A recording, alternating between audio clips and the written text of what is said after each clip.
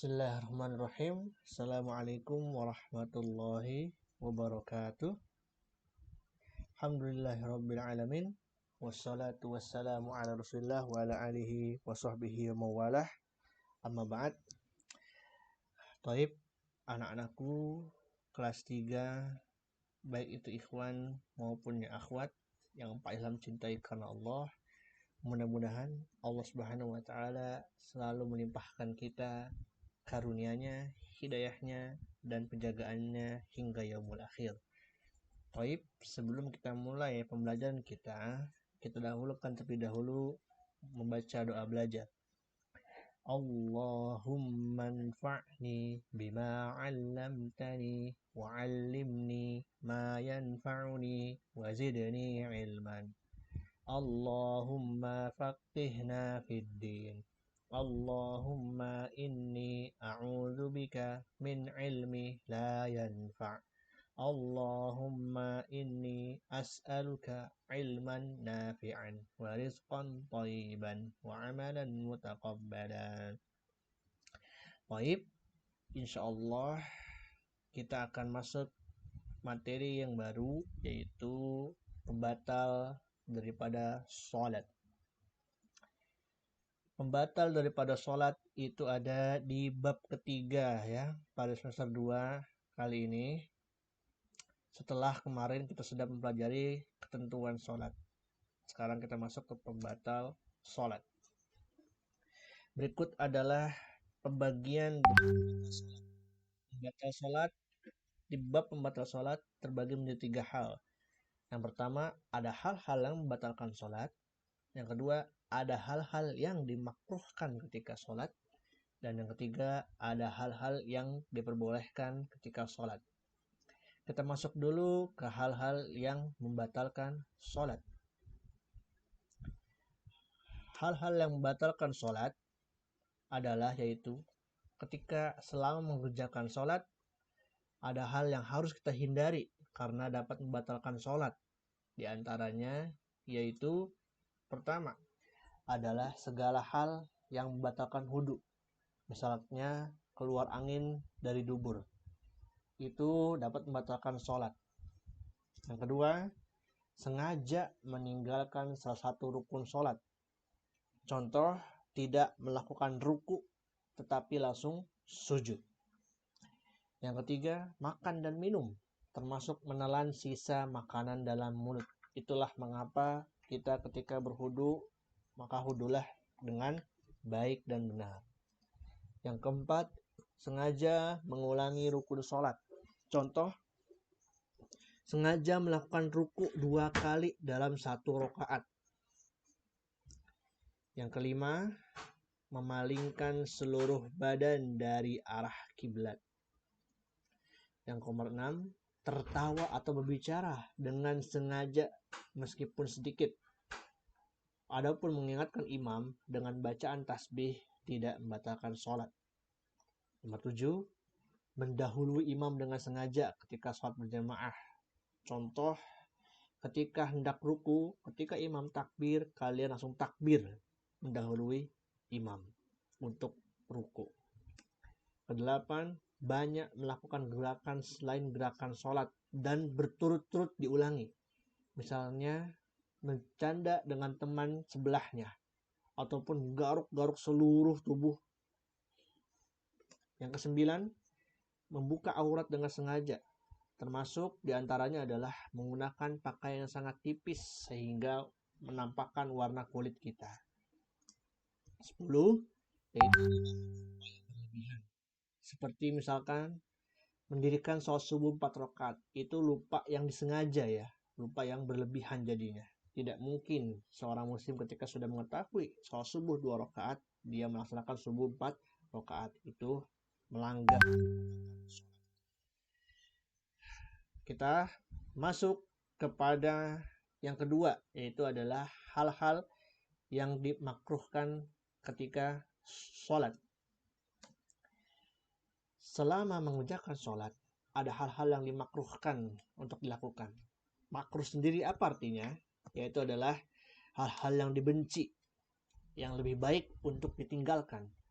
Namun apabila tetap dilakukan, sholat kita tidak batal, hanya sholat kita menjadi tidak sempurna karena tidak sesuai dengan petunjuk Rasulullah Shallallahu Alaihi Wasallam.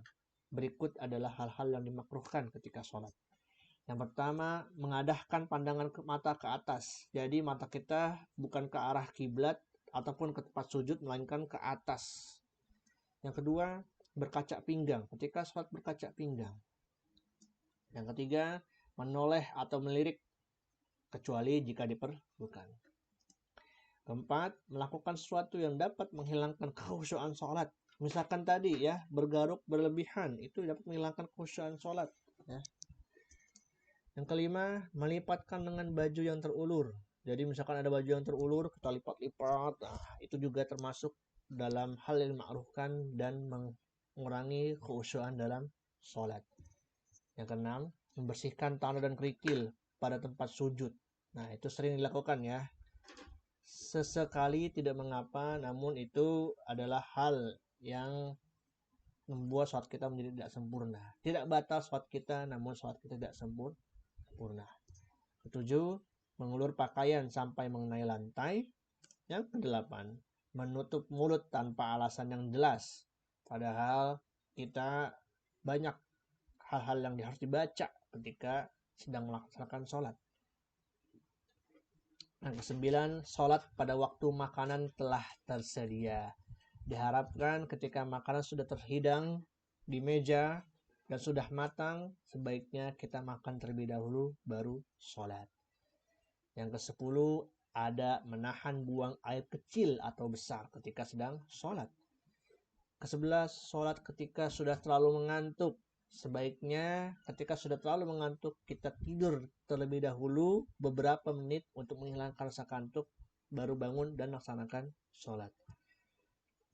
Kita masuk ke bagian yang ketiga, yaitu adalah hal-hal yang diperbolehkan ketika sholat.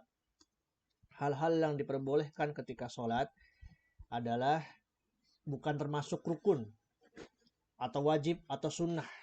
Namun ada hal-hal yang diperbolehkan ketika sholat. Yang pertama adalah membetulkan bacaan imam yang salah atau mengingatkan ayat yang terlupa. Banyak imam ketika sedang sholat mengalami lupa ya. Nah, di situ kita bisa membetulkan bacaan imam. Yang kedua, bertasbih bagi laki-laki atau bertepuk tangan bagi wanita untuk mengingatkan sesuatu ketika sholat. Contohnya, ketika imam lupa melewatkan satu sujudnya, maka kita sebagai makmum laki-laki mengucapkan tasbih. Apabila makmum perempuan, maka bertepuk tangan. Tidak usah bertepuk tangan prok banyak ya, cukup sekali, insya Allah imam sudah mengetahui. Nomor 3, membunuh ular atau kalang jengking, karena itu adalah hewan yang termasuk berbahaya, jadi kita boleh membunuhnya ketika sedang sholat. Yang keempat, mencegah orang yang melintasi di hadapan kita ketika sholat ya, dengan memberi isyarat tangan ya, agar orang yang melewati sholat kita mengetahui bahwa kita sedang sholat. Yang kelima, memberi isyarat dengan tangan untuk suatu keperluan. Yang tadi ya, sama kayak nomor 4, untuk mencegah orang yang melintasi di hadapan kita ataupun memberitahu bahwa ke orang lain ketika memanggil kita bahwa kita sedang sholat. Yang keenam adalah menggendong bayi. Ini juga diperbolehkan. Bahkan Rasulullah SAW saat itu pernah menggendong cucu beliau. Ketujuh, berjalan sedikit karena suatu keperluan. Misalkan ada seseorang yang mengucapkan salam, namun karena kita sedang sholat, kita boleh membukakan pintu untuknya.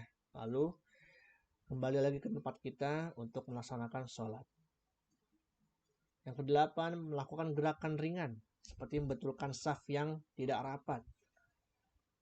Yang kesembilan, alhamdulillah, ternyata hal-hal yang diperbolehkan dalam sholat 8 poin, sebenarnya ada 9, cuman sudah mencakup di poin ke-7 tadi ya. Alhamdulillah sudah selesai pembahasan kita kali ini, materi pembatal sholat. Semoga apa yang Pak Ilham sampaikan dapat bermanfaat bagi kita semua. Yang salah datang dari pribadi Pak Ilham dan syaitan, yang benar hanya milik Allah Subhanahu wa taala. Wabillahi taufiq wal hidayah. Syukran, jazakumullah khairan, wa barakallahu fikum. Mari kita tutup pertemuan kita ini dengan doa kafaratul majlis. Subhanakallahumma bihamdika asyhadu an la ilaha illa anta astaghfiruka wa atubu ilaik. Assalamualaikum warahmatullahi wabarakatuh.